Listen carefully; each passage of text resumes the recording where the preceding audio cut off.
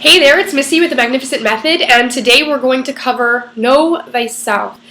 In many of my other videos, I've spoken of how you need to know yourself in order to truly tackle self-development. And so let's look at that a little bit more closely than just saying know yourself. Everybody knows they need to know themselves, but not everybody knows how to get there. And so where we're going to begin, and the foundation of this, is your 5 physical senses. And so sight, hearing, taste, touch, smell, right?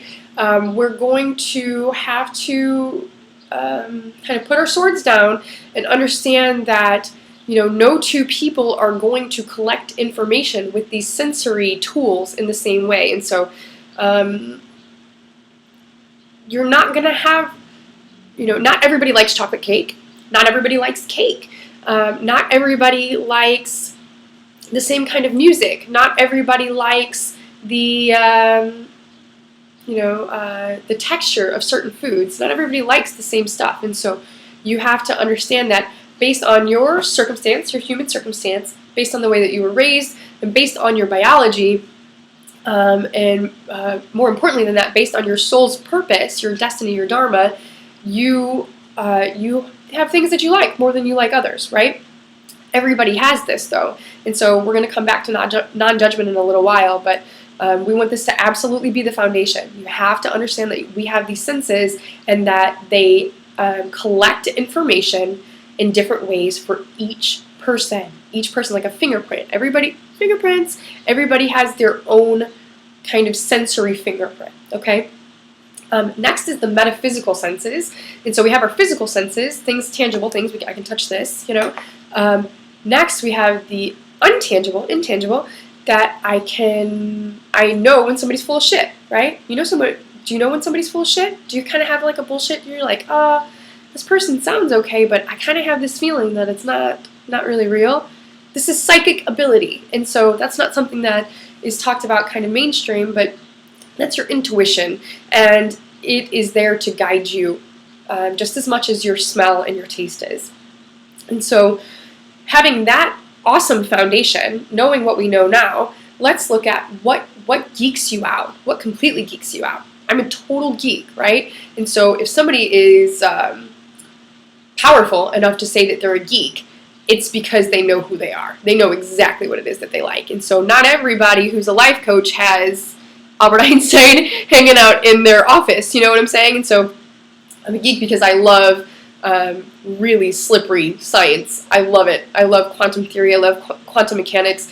I love to have my my brain severely challenged. I like to learn the theory of things that I wouldn't have known otherwise without that stuff. And so, but what geeks you out? Like what makes your heart pitter-patter? Are you an incredible lover? Are you an incredible parent? Are you an incredible gardener? Are you, do you love rock climbing? Kayaking? What is it? What is it that geeks you out? And so what I want you to do is kind of capture what it is that geeks you out and understand that there's a why behind the geekery. There's a why there. And so something that I also love, not only do I love quantum theory, I love makeup, right? Makeup. Awesome stuff, right? And so the reason that I love makeup is because I love transformation.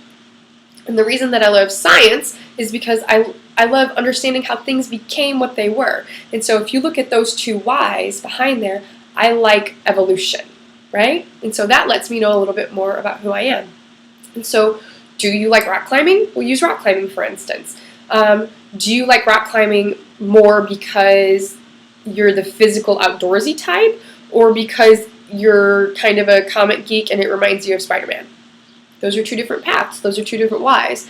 And so if you look at the handful of things that legit geek you out, you're going to be able to kind of look at those whys and see there's a list of whys behind there that really open up and allow you to see inside and to see a little bit closer into your soul's purpose, right? It's cool stuff, for real. And so next you have to have the courage to implement said geekery. And so is it Is it irrational to think that if you love rock climbing, that you should be climbing rocks? I don't think so. Is it irrational to think that if you're a dancer, you should be dancing every day? I don't think so. Is it irrational to think that if I love quantum theory, that I shouldn't be watching documentaries on quantum theory, learning as much as I can, reading as much as I can? I don't think so. You have to be courageous enough to implement. And so if you're moving into something that's new, say something that people have fear of is like public speaking, dancing in public, things like that. If you love salsa dancing and you watch salsa videos and you're obsessed with the culture, and when it comes down to it, you've never taken a salsa class, it's because you don't have the courage to implement, right? Which is kind of goes without saying, but what I want you to do is step through the fear, step through that fire of fear, and be able to implement what it is that geeks you out. And you need to do this quite often, actually. And so here's a little brain science for you, pretty fun stuff.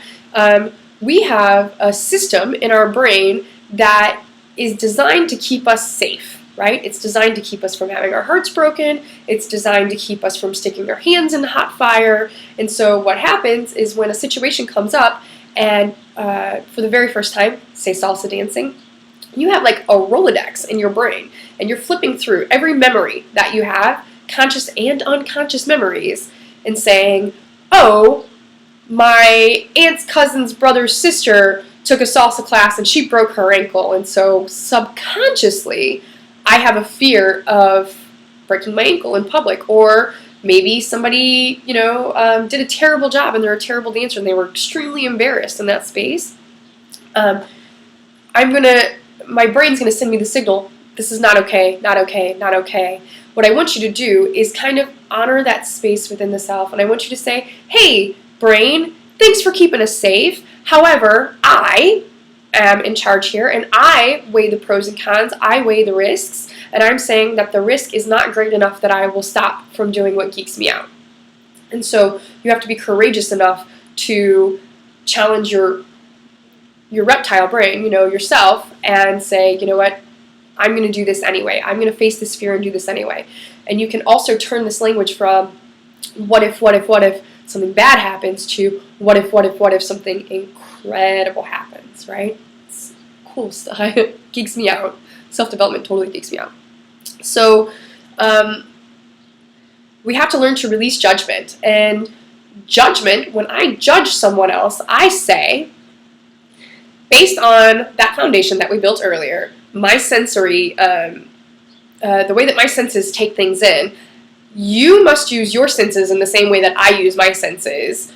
You have to come to the same conclusion that I've come to, or I don't respect you, and I'm going to tell you why. That doesn't work, does it? That doesn't really work, does it? That's like saying, you must love chocolate cake because I love chocolate cake, or you must love whatever it is. You must love gardening because I love gardening. That doesn't really make sense, does it? It doesn't. And so I'm going to say something that we hear all the time. You do you, and let everybody else worry about everybody else. And a very beloved friend of mine, actually my best friend, he says, everybody's running their own race. You got to let everybody run their own race. If it's your child, there's a different set of rules for that, but pretty much you just got to let people do whatever they're doing and shut your mouth about it. If you love what they're doing, tell them. If you don't love what they're doing, shut up. They don't want it. They don't care. Just like you don't care. You don't want people to come and be like, I know that you're having an incredible time, best time of your entire life, but what I'm going to say to you is that my ability to collect things with my sensory tools tells me that this isn't cool, and so I think that you should think it's not cool either. How awful is that? We don't want friends like that. Don't be that guy. That sucks. So releasing your judgment is going to give space for others to release judgment around you. And the reason that I bring this up is because you attract what you are. And so people look at the law of attraction and they say, I want a boat, I want a boat, I want a boat, I want a boat. And they don't ever get that boat. It's because they don't have the vibration of having a boat. And so if you want to live and not be judged, you have to be in a non-judgmental vibration. If you want to live a free life and you want to live doing things that you absolutely love, without getting backlash from people around you, you have to stop it with the backlash. You have to stop judging other people. And so this is also going to kind of weaken the ego to the point where your soul is going to get stronger. And the more that you're working on the things that you love, the things that geek you out, your soul's going to get stronger and stronger and stronger, just like muscles. Like we build muscles, right? But what it does is it allows the ego to atrophy as much as possible. There is such thing as good ego and bad ego. We can get into that at a different time, but just for this specific video, you want that ego to atrophy as much as you can, because it's not your ego's purpose. You're not born here to fulfill your ego's purpose. You're born here to fulfill your soul's purpose, and to serve. And so you're not serving anybody if you're doing things that you hate, and you're not serving anybody if you're judging people, right? And so it takes a while, and it's going to change often. It's really going to change often. And so what served you and what geeked you out when you were 20 is not going to geek you out when you're 30 or 40 or 50. And you have to be willing to lovingly release that. And so look at these tools for geekery as you would like an elevator. Like, do we love elevators? Yes, thanks elevators. We don't want to walk 50 flights of stairs. But do we have an attachment to the elevator? When we leave that elevator, we're like, oh, I never want to leave you, please don't go. No, that's kind of ridiculous, isn't it? I want you to look at the things that geek you out very similarly to how you would look at an elevator, a tool to get you to where you need to go. And so the things that geek you out are these little precious elevators that take you to the next step and the next step and the next step. And so when I was 20, I didn't even know what quantum mechanics was. You know what I'm saying? And hopefully in 10 years from now, when I'm in my 40s, I will be onto something completely different that grows me in a way that I've never even thought of yet. That would be awesome for me, right? I'm not attached to the elevator. I just ride it when I need to, okay? So, in retrospect, we're going to wind it down. 5 senses, physical senses and the metaphysical sense, the pineal gland. Stay away from fluoride because it deadens your intuition, it deadens your psychic ability. If you want to learn how to increase psychic ability, we can do a video on that as well. Let's see, what geeks you out and then why? And look at those whys and look at what the common denominators of the whys are. Have the courage to implement. Feel the fear and do it anyway. Remember that there's a part of your brain that's designed to keep you from doing stuff that you've never done before because it's afraid to die. Straight up. That's a real thing. Please release judgment. Please release your that kind of snarky need to push your sensory experience onto others, because fingerprints, babes. Fingerprints, okay? Your fingerprint doesn't match somebody else's fingerprint because it's not supposed to. We're supposed to be individuals, and we can celebrate that and have, you know, this camaraderie in unity versus camaraderie in stuffery, right? I love you just because you're another human and you've got a fingerprint too, not because you're a human with my same fingerprint. That's not real, okay? Yeah, that's it. Know yourself. So what I will say is it takes your whole life to know yourself, and you're constantly working to know yourself. But don't give up. You're here for a reason, and your reason is in your geek, right? Okay. So thanks for your time. Happy Friday. Look forward to hearing from everybody again. Also, please like this video if you like this video, and subscribe to my YouTube channel. If you have a topic that you'd like to hear about, let me know about it. I'd love to help, you know? Okay. Well, happy Friday. Thanks for your time. Bye, everybody.